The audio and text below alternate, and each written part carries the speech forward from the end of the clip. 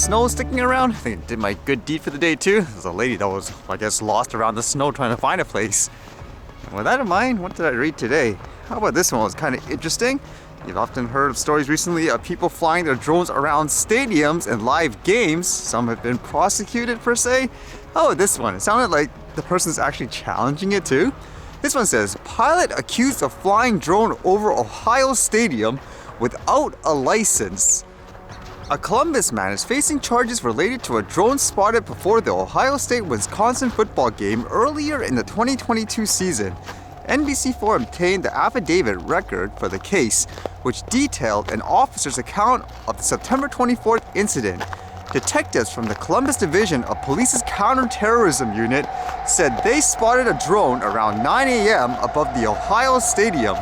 The drone flew south and then landed in the Lincoln Tower Park practice fields nearby.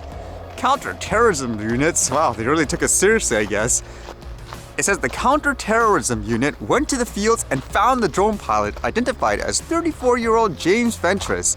According to the affidavit, Fentress told the detectives he did not have a trust certificate or a Part 107 license. The trust certificate is required by law for recreational drone pilots to show proof that they have passed an aviation knowledge and safety test, and a Part 107 license is a requirement for pilots doing commercial work, according to the Federal Aviation Administration. Any certified drone pilot who wants to fly in controlled airspace common in cities and near airports has to request authorization prior. That's a different topic in terms of all the exams and stuff you have to do now, I guess, in the US just to fly a drone recreationally or capture video per se. And the other interesting thing here is how you would assume, okay, he must have been flying during the actual game or it's a controlled airspace is restricted, but apparently that wasn't the case, as he did it during a time when there wasn't, I guess, a flight restriction and all that, so that's kind of the argument. It says, in the affidavit record, the officer accused Fentress of operating an aircraft without a valid aviator's license and violating air traffic rules. The officer stated that during football games with large crowds of people attending, a temporary flight restriction goes in place 3 miles around the stadium and 3,000 feet up. However, the FAA starts these no-fly zones 1 hour before a game and ends them 1 hour after. And the affidavit records Fentress as flying the stadium over 10 hours prior to 7:30 p.m. So there's the technicality there in terms of him, I guess, arguing he did it perfectly legal and all that, as the restriction wasn't there. It says checking public air maps also show that the Ohio Stadium is actually in uncontrolled airspace, save for temporary flight restrictions for games. That's the thing to really think about, because here it says the Franklin County Municipal Court did not charge Fentress for violating air traffic rules, but it did hand him 2 counts of operating an aircraft without a valid license. Fentress pleaded not guilty at his arraignment in November and is scheduled for pretrial in December 29. And according to this, if found guilty, he could be put in jail for 90 days or fined up to $500. It gets you to think though. Let's just assume he flew perfectly safe per se. It was legal, no flight restrictions, but now he's getting hammered because he has no, quote, I guess, license or going through that trust exam or whatever. Is that okay in your opinion? Is it really about safety in that sense? Where let's just say in that case the guy again did it perfectly safe, no restrictions at that time, but you're still getting hammered technically this way. Because would this be true with like that Jetson drone that's being advertised, since it's, quote, a lightweight aircraft, you can actually fly and stuff without a license? Would that person have been okay because there's no temporary flight restriction or anything like that? So could you have flown that device, drone, manned aircraft, whatever you want to call it, over the area and you would have been perfectly fine? Would that have been the case? That should make you think, what is going on? That's okay, but not someone, I don't know, flying a drone, capturing video and all that? That's what I would think anyways, for everyone who says it makes perfect sense in every single way to have all these exams, overtop regulations and so forth. Because there's actual real criminals running out and about doing bad things that you should actually go after, in my opinion, which kind of reminds me of this story I quickly read today, where it says here, North Carolina County declares state of emergency after deliberate attack causes widespread power outage.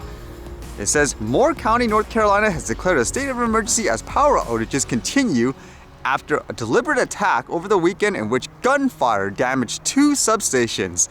The attack left roughly 45,000 people without power in North Carolina.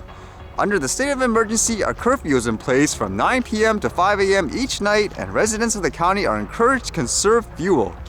And I guess as they say, they classify this as a criminal act according to the governor there, and it says this was an intentional attack that caused significant harm to people.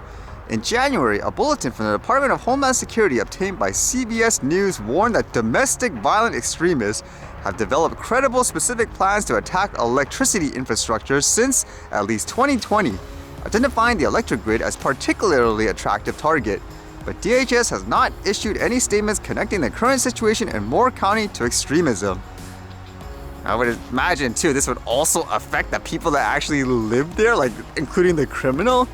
But yeah, in general, you should spend your time and resources more on stuff like this, going after criminals, in my opinion anyways.